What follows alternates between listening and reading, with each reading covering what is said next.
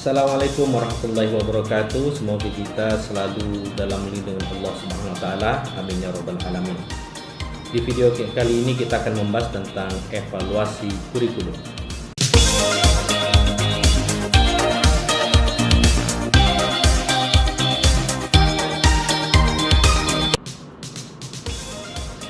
Tujuan evaluasi kurikulum. Diadakannya evaluasi di dalam proses pengembangan kurikulum dimaksudkan untuk keperluan diantaranya yang pertama, perbaikan program dalam konteks tujuan ini.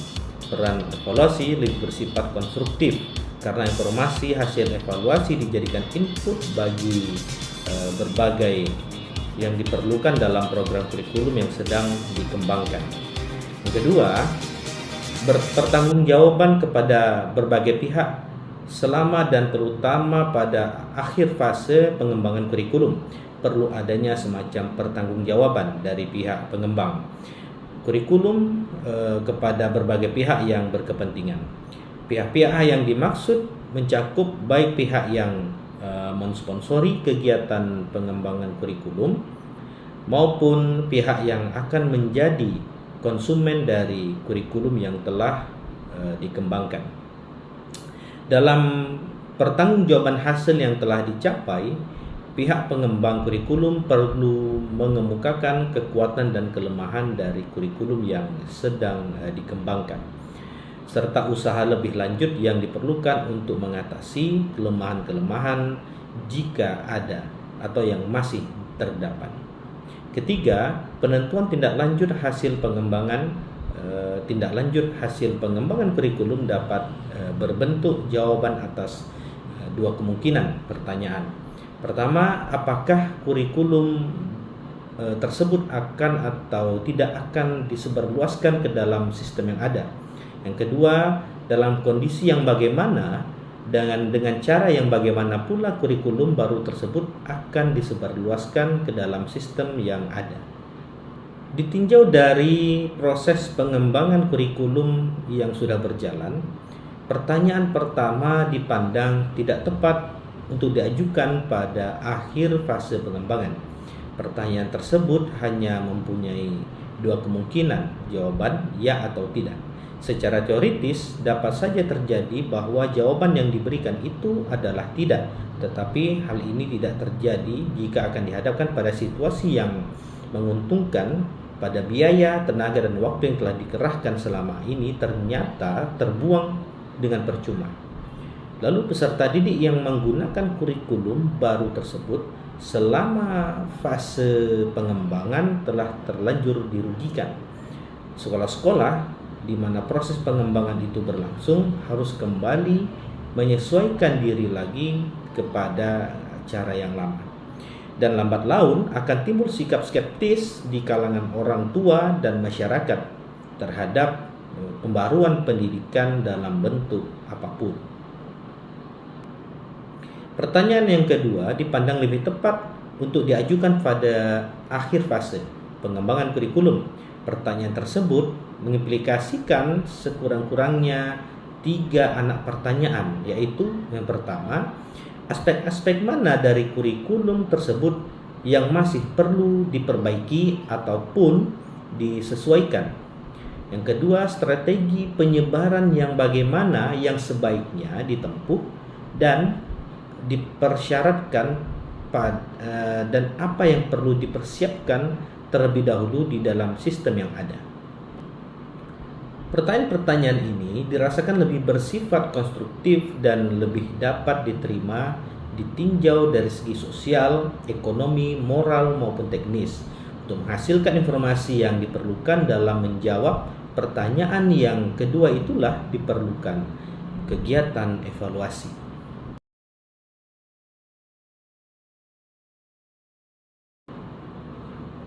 Secara garis besar, berbagai konsep atau model evaluasi yang telah dikembangkan selama ini dapat digolongkan ke dalam 4 rumpun.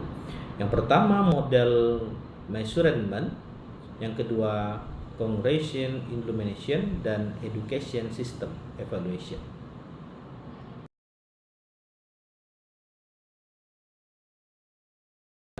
Evaluasi pada dasarnya adalah pengukuran perilaku siswa untuk mengungkapkan perbedaan individual maupun kelompok.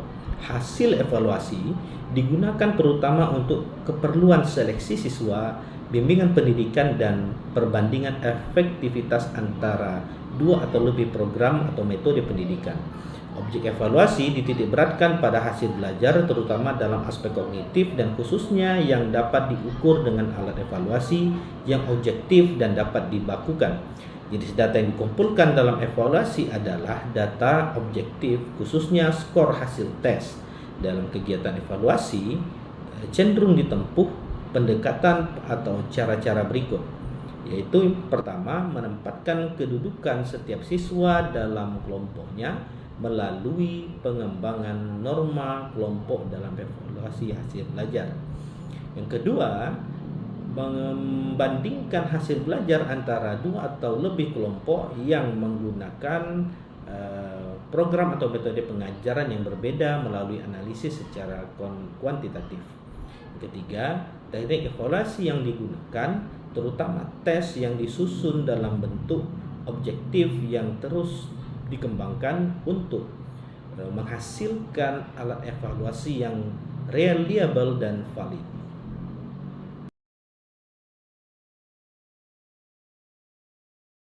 Evaluasi pada dasarnya merupakan pemeriksaan kesesuaian atau congruence antara tujuan pendidikan yang hasil belajar yang dicapai untuk melihat sejauh mana perubahan hasil pendidikan yang telah terjadi.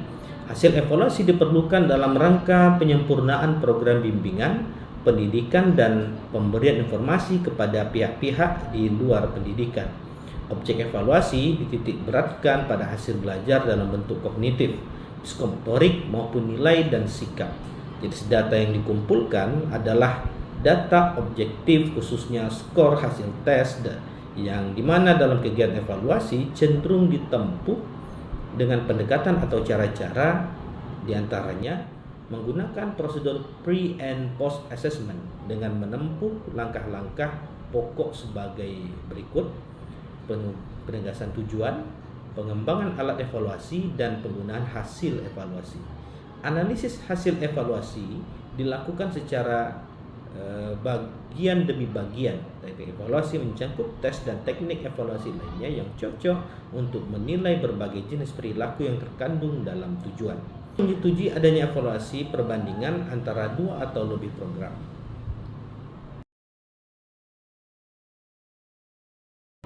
Evaluasi pada dasarnya merupakan studi mengenai pelaksanaan program, pengaruh faktor lingkungan, kebaikan-kebaikan dan kelemahan program serta pengaruh program terhadap perkembangan hasil belajar. Evaluasi lebih didasarkan pada pertimbangan yang hasilnya diperlukan untuk menyempurnakan program atau objek evaluasi mencangkup latar belakang dan perkembangan program, proses pelaksanaan, hasil belajar, dan kesulitan-kesulitan yang dialami. Data yang dikumpulkan pada umumnya data subjektif dalam kegiatan evaluasi cenderung ditempuh atau digunakan pendekatan dengan cara-cara berikut. Di antaranya yang menggunakan prosedur yang disebut dengan progressive function dengan langkah-langkah pokok, orientasi, pengamatan yang lebih terarah, analisis sebab akibat.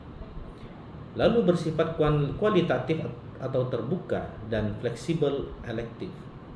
Lalu teknik evaluasi mencakup observasi, wawancara, angket, analisis, dokumen, dan bila perlu mencakup pula tes.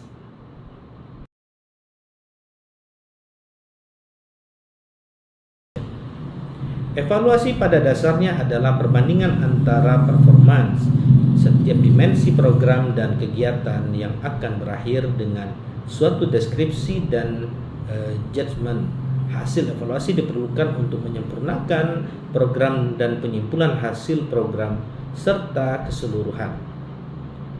Objek evaluasi mencangkup pada input, bahan, rencana, dan peralatan, proses dan hasil yang dicapai dalam arti yang lebih luas.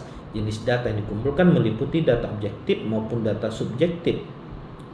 Dalam kegiatan evaluasi cenderung ditempuh pendekatan atau cara-cara sebagai berikut, diantaranya membandingkan performance setiap dimensi program dengan kriteria internal, membandingkan performance program dengan menggunakan kriteria eksternal yaitu performance program yang lain. Teknik evaluasi mencakup tes, observasi, wawancara, angket, dan analisis dokumen. Lalu model yang disarankan adalah dengan mempelajari secara cermat tentang berbagai konsep atau model evaluasi kurikulum, kita bisa memahami bahwa masing-masing konsep tersebut memiliki keunggulan dan kelemahan. Dalam mengevaluasi kurikulum, tentunya diperlukan kecermatan dalam memilih model mana yang dianggap tepat. Ketepatan suatu model tidak dapat dilepaskan dari tujuan yang ingin dicapai dari kegiatan evaluasi yang kita adakan. Setiap model, termasuk model yang keempat, Educational System Evaluation, memiliki kekuatan dan kelemahan ditinjau dari berbagai segi. Sehubungan dengan itu, berkenaan dengan model mana yang akan disarankan, dikemukakan hal-hal sebagai berikut. Untuk memperoleh gambaran yang menyeluruh tentang kurikulum yang sedang dikembangkan, model Educational System Evaluation tampaknya merupakan model yang paling tepat. Kelemahan masing-masing model yang lain dapat ditanggulangi oleh model yang keempat ini. Terlepas dari kenyataan bahwa untuk mencapai tujuan evaluasi yang bersifat khusus, 3 model yang lain pun masih dapat memberikan sumbangan. Yang pertama, untuk keperluan seleksi dan klasifikasi siswa serta membandingkan efektivitas kurikulum yang baru dengan kurikulum yang ada, model measurement tepat untuk digunakan. Yang kedua, untuk mengkaji efektivitas pembelajaran yang telah dilakukan dan untuk menetapkan tingkat penguasaan siswa terhadap tujuan-tujuan pembelajaran, model congruence tergolong ampuh untuk digunakan. Akhirnya, bila kita ingin memperoleh gambaran yang lebih mendalam tentang proses pelaksanaan kurikulum beserta faktor-faktor yang mempengaruhinya, maka model illumination akan sangat membantu pengerjaan evaluasi tersebut.